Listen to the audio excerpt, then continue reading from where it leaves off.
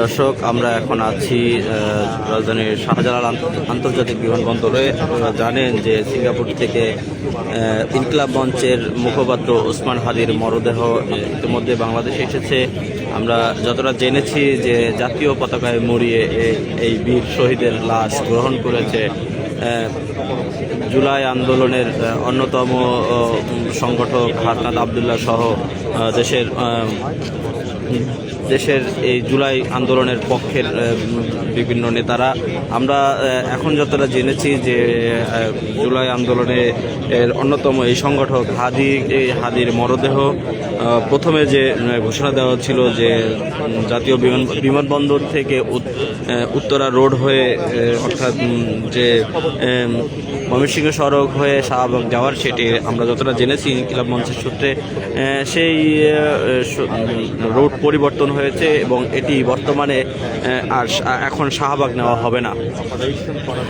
হাদির মরদেহ বিমানবন্দর থেকে বের করে সরাসরি হিমাগারে নিয়ে যাওয়া হবে, যেখানে তাকে হিমঘরে আজকে তার মরদেহ রাখা হবে।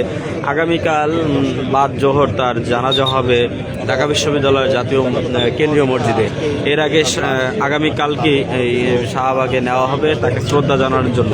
কিন্তু আরেকটা বিষয় জানিয়ে রাখি যে এই হাদির মরদেহ সাধারণ মানুষের শ্রদ্ধা নিবেদনের জন্য রাখা হবে না বলে পরিবার সূত্রে জানা গেছে এবং পরিবার যে দাবি জানিয়েছে যে জাতীয় কবি নজরুল ইসলামের পাশে এই বিপ্লবীর কবর দেওয়ার দাবি জানিয়েছে, অথবা জাতীয় সংসদ ভবনের যে কবরস্থান রয়েছে সেখানে কবর দেওয়ার একটা কথা উঠেছে। যদিও পরিবারের সঙ্গে আমরা সরাসরি কথা বলতে পারিনি, কিন্তু এটা বিভিন্ন মাধ্যমে ইতিমধ্যে প্রচার হচ্ছে। আপনারা জানেন যে 2024 সালের জুলাই আগস্টে রক্তক্ষয়ী এক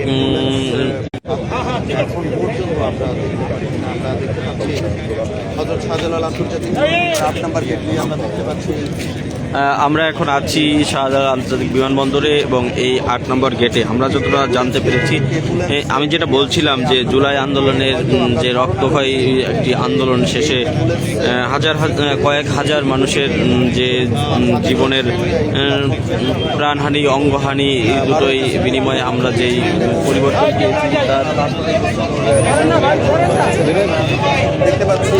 আমরা যতটা জেনেছি যে ইতিমধ্যেই হাদির মরদেহবাহী গাড়িটি অন্য একটি গেট দিয়ে বেরিয়ে গেছে এবং ইতিমধ্যে তার গাড়িটি নিয়ে যাওয়া হচ্ছে হিমাগারে। এবং এই আমরা যতটা দেখতে পাচ্ছেন যে হাদির মরদেহ দেশে আসাকে কেন্দ্র করে বিমানবন্দরের 8 নম্বর গেট এবং বিমানবন্দর এলাকায় বিশেষ নিরাপত্তার ব্যবস্থা করা হয়েছে। সর্বশেষ যে তথ্য পেলাম, 8 নম্বর গেট দিয়ে বের হওয়ার কথা থাকলেও নিরাপত্তার কারণে অন্য একটি গেট দিয়ে হাদির মরদেহ নিয়ে বের হয়ে গিয়েছে এবং সেই মরদেহটি শাহবাগে না গিয়ে এই মসজিদ না নিয়ে সরাসরি হিমাগারে নিয়ে যাওয়া হবে বলে আমরা জেনেছি। এই ছিল এখন পর্যন্ত সর্বশেষ।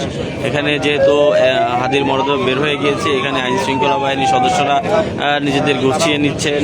এই ছিল সর্বশেষ আমার কাছে। ধন্যবাদ। দর্শক, আমরা দেখতে পাচ্ছি যে নিরাপত্তা ব্যবস্থা জোরদার করা হয়েছিল, অর্থাৎ কয়েক স্তরে নিরাপত্তা ব্যবস্থা জোরদার করা হয়েছিল শরীফ ওসমান হাদির মরদেহ আনাকে উদ্দেশ্য করে, এবং সেখান থেকে ইতিমধ্যেই যে নিরাপত্তা বলয় সৃষ্টি করা হয়েছিল সে বলয়টি ইতিমধ্যেই